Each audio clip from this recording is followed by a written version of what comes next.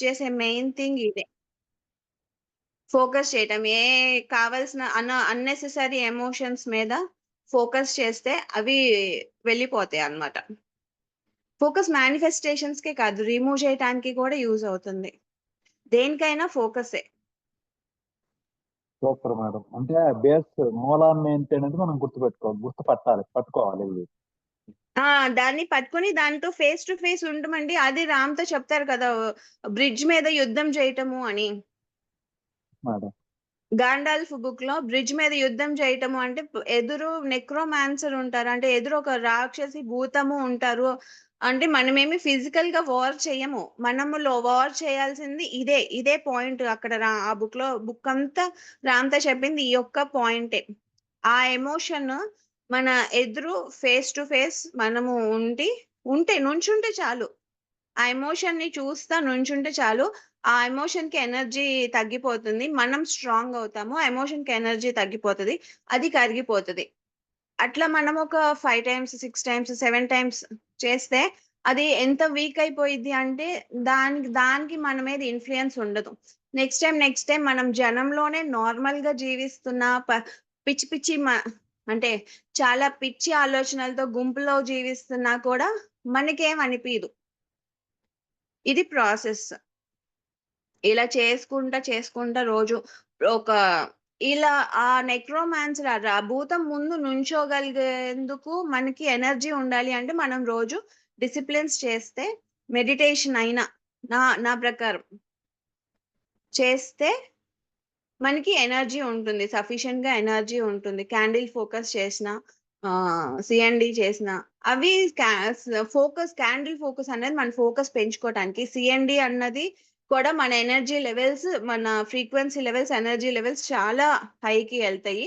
So, అక్కడ manifestations ఈజీగా చేసుకోవచ్చు. నైబర్‌హుడ్ వాక్ కంప్లీట్‌గా మేనిఫెస్టేషన్స్ చే చేసుకోటానికే. సో, కాంటెంప్లేషన్ ఉంటుంది కదా! రోజు కాంటెంప్లేషన్ చేసుకున్నా కూడా లోపల ఈ ప్రాసెస్ జరుగుతా ఉంటుంది. అంటే అనాలిసిస్ ఇప్పుడు జెలసీ ఒచ్చింది. ఎందుకు జెలసీ ఒచ్చింది? వాళ్ళకంటే వాళ్ళని చూసి నేనెందుకు జెలస్ ఫీల్ అయ్యాను? అంటే సంథింగ్ నాలో ఏదో ల్యాక్, ఏదో లేమి ఉంది. నేను తక్కువగా ఉన్నాను అని నాకనిపిచ్చింది. లేదంటే వాళ్ళు ఎక్కువగా ఉన్నారు అని అనిపిచ్చింది. ఎక్కడ నేను అంటే ప్రతిది ఇల్యూషనే. ప్రతిది భ్రమే. ఎందుకంటే ప్రతి మనిషి వాళ్ళకి వాళ్ళే స్వతహాగా ఫుల్ కంప్లీట్ పర్సన్స్. ఏది ఎక్స్‌టర్నల్‌గా చాలా మనీ ఉంటే, చాలా బ్యూటీ ఉంటే గ్రేట్ అన్నవి ఇక్కడ మనం పెట్టుకున్న రూల్స్. రియల్‌గా ఆ రూల్స్ ఏం లేవు కాబట్టి మనము ఎందుకు తక్కువ అనుకున్నాము? ఎందుకు జెలసీ వచ్చింది? ఈ పాయింట్‌లో నేను ఇట్లా ఆలోచిస్తున్నాను. సో, ఈ పాయింట్‌లో నేను కరెక్ట్ చేసుకోవాలి. ఎంతైనా ఈ కాంటెంప్లేషన్ అంటే అదే మనము వేరే స్టేట్స్ నార్మల్‌గా ఆలోచిస్తే జస్ట్ మనకి పక్కనోళ్ళు చెప్పిన సలహాలానే ఉంటుంది. మనము కాంటెంప్లేషన్ చేసి ఫోకస్ చేసేటప్పుడు ఇవి ఆలోచిస్తే మన మైండ్ వేరే ఆల్టర్డ్ స్టేట్స్‌లో ఉంటుంది కాబట్టి అక్కడ మనం హై ఎనర్జీలో ఉంటాము. ప్యూర్‌గా ఉంటాము. ఆహ్, యెల్లో బ్రెయిన్ అన్నది మనకి ఇంటర్‌ఫియర్ అవ్వకుండా ఉంటుంది కాబట్టి, ఆ స్టేట్స్‌లో మనం కాంటెంప్లేట్ చేస్తే మనకి ఆ స్టేట్ ఆఫ్ మైండ్‌లో మనం కాంటెంప్లేట్ చేస్తున్నప్పుడు మనకి అంటే కరెక్ట్ పాయింట్స్ మనకి అర్థమవుతా ఉంటాయి. కరెక్ట్ పాయింట్స్‌ని మనం అడ్రెస్ చేయగలుగుతా ఉంటాం. కరెక్ట్‌గా బుల్లెట్ దిగినట్టు దిగుతదనమాట ఆ స్టేట్ ఆఫ్ మైండ్‌లో. కరెక్ట్‌గా అర్థం చేసుకోగలుగుతాం. కరెక్ట్ చేసుకోగలుగుతాం. మామూలుగా ఆ! ఎంత ఆలోచించినా పక్కనోళ్ళు మనకి చెప్తే మనకంత ఎక్కదు గదా! అలా ఆలోచించి అలా వదిలేస్తాము. అంత ఫోకస్ గూడా చేయలేము. సో, ఈ డిసిప్లిన్స్ అన్నీ ఎందుకు అంటే, యెల్లో బ్రెయిన్‌ని దాటి మిడ్ బ్రెయిన్‌కి మన బ్రెయిన్‌ని షిఫ్ట్ చేసుకొని ఆల్టర్డ్ స్టేట్స్ ఆఫ్ మైండ్‌లోకి మనల్ని ఇన్‌స్టంట్‌గా షిఫ్ట్ చేసుకోగలిగేందుకు ఈ డిసిప్లిన్స్ అన్నీ. ఆ స్టేట్‌లో మనం ఏం చేసినా కూడా మనకి రిజల్ట్ బాగా ఉంటుంది.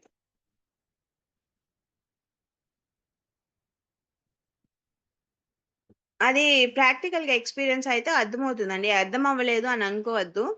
ఈ వర్డ్స్ గుర్తుబెట్టుకొని ఈ వర్డ్స్ గురించి ఆలోచిస్తా మనకి ఎమోషన్స్ వచ్చినప్పుడు అందుకే నార్మల్ పీపుల్‌తో జీవించడం చాలా ఇంపార్టెంట్. వాళ్ళు మనకి మన లోపల ఉన్న నెక్రోమాన్సర్స్‌ని బయటికి తీస్తా ఉంటారు. మనం అప్పుడు యుద్ధం చేసే ఆపర్చునిటీస్ మనకి వస్తా ఉంటాయి. అందుకే మనందరం మనుషుల్లో పుట్టాము. లేదంటే అందరూ హిమాలయాల్లో ఋషులతో పుట్టేవాళ్ళు. Okay madam. Thank you.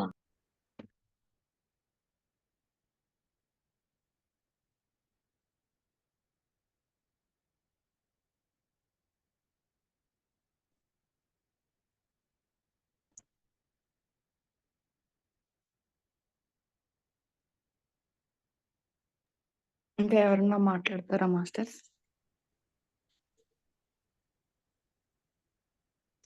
Neurons firing గురించి ఒకసారి చెప్తారమ్మా? మనం ఆలోచన చేస్తా ఉంటే ఫైరింగ్ ఎలా జరుగుతుంది?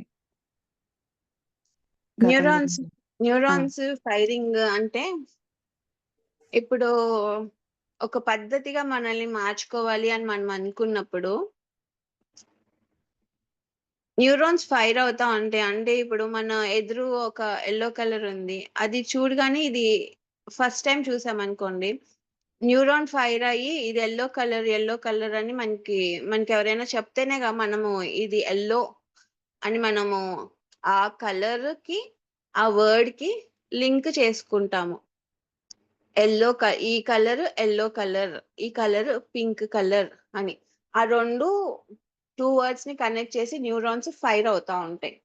అలానే మన బాడీలో, మన బాడీలో కాదు మన మైండ్‌లో చిన్నప్పటి నుంచి రకరకాల ఫైరింగ్స్ చేసుకొని ఉండుంటాం.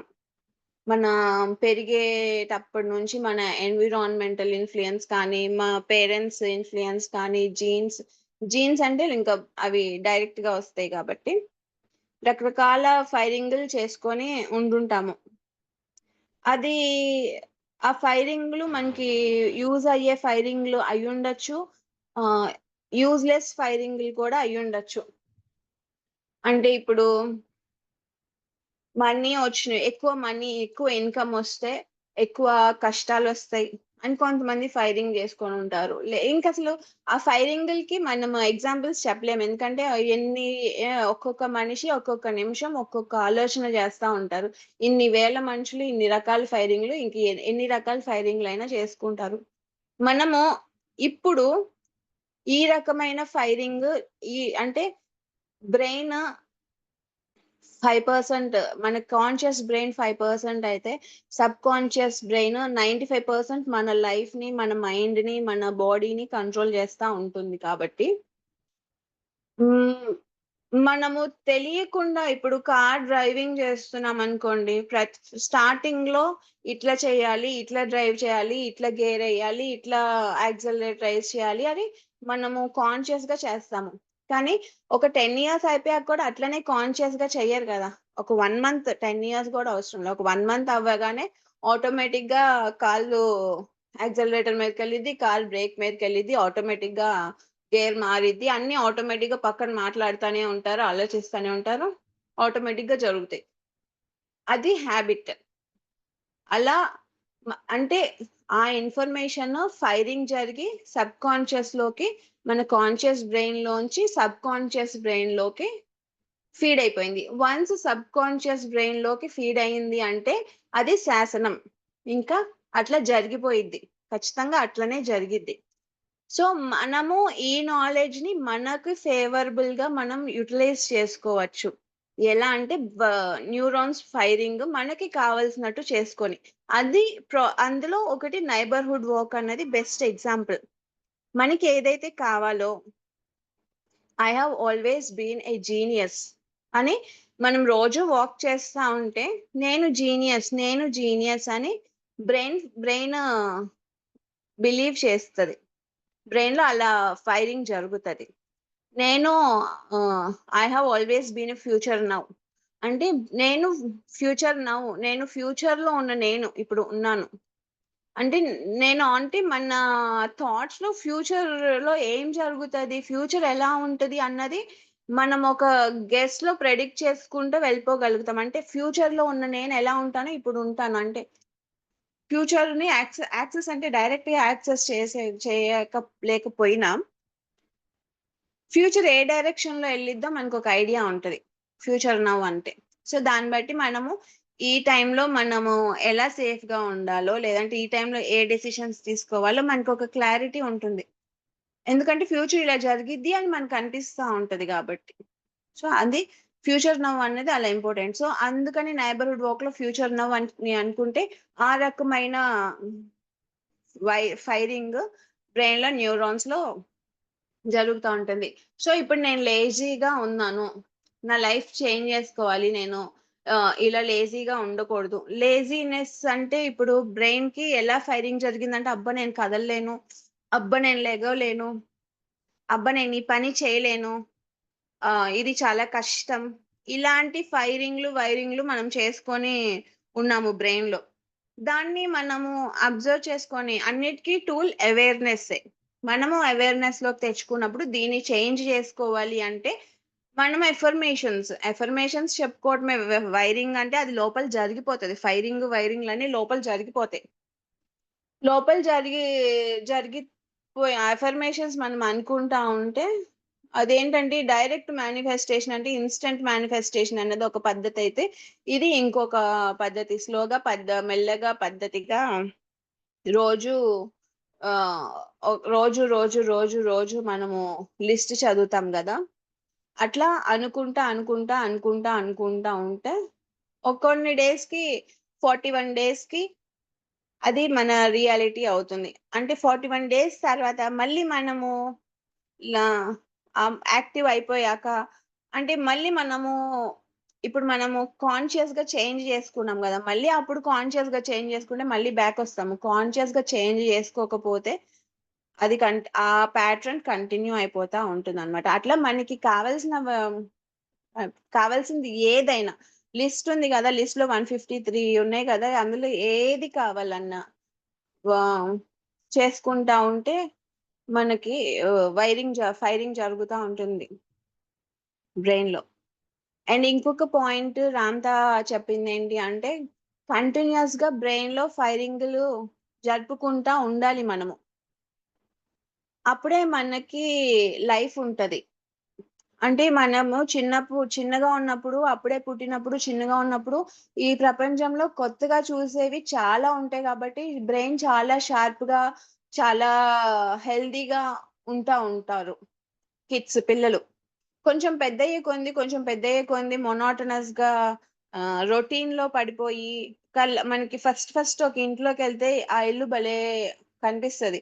ఆ ఇంట్లోనే ఒక 1 మంత్, 1 ఇయర్ ఉంటే ఆ ఇల్లు నార్మల్‌గా ఏ వస్తువైనా ఫస్ట్ చూడగానే ఆ వస్తువుని మనం చాలా నీట్‌గా అబ్జర్వ్ చేస్తాము. కొన్ని డేస్‌కి ఆ వస్తువు నార్మల్ అంటే అందులో అంత అబ్జర్వ్ చేసేందుకు ఏముండదు. ఎందుకంటే కొత్తగా లేదు మనకి. కొత్త కొత్తవి చూస్తా ఉంటే బ్రెయిన్ ఫైరింగ్ జరుగుతా ఉంటుంది. బ్రెయిన్ ఎంత మనం యాక్టివ్‌గా ఉంచుకుంటా ఉంటే మనం అంత హెల్తీగా, యంగ్‌గా ఉంటాం. అంటే మనకి పర్పస్ ఉంది. ఇంకా జీవించటానికి నెక్స్ట్ డే జీవించటానికి ఒక పని ఉంది. ఉంది కాబట్టి మనం ఇక్కడ ఉంటాము. ఏమి లేదు అసలు లైఫే ఇంట్రెస్ట్‌గా లేదు. ఇంకా కొత్తగా ఏం లేదు అన్నప్పుడు ఇంక మన మన బ్రెయిన్‌కి కూడా ఫైరింగ్‌లేం జరగట్లేదు. ఇంకా కొత్తగా ఏం లేదు. అట్లాగే మనం స్లోగా వీక్ అయిపోతా ఉంటాము. హెల్త్ డిటీరియోరేట్ అయిపోతా ఉంటుంది. సో, ఎవరైనా హెల్తీగా ఉండాలి అంటే నాంతా చెప్పిన ప్రాసెస్ ఏంటి అంటే కొత్తవి నేర్చుకుంటా ఉండాలి. ఎప్పుడూ కొత్తవి నేర్చుకుంటా ఉండాలి. కొత్తవి నేర్చుకుంటా ఉంటేనే యంగ్‌గా ఉంటాం. ఎక్కువ బ్రెయిన్‌లో ఫైరింగులు జరిపించుకుంటా ఉండాలి. ఒక మాస్టర్, ఒక యోగి ఎక్కడో చదివాను. ఎక్కడో విన్నాం. రామ్‌తా బుక్స్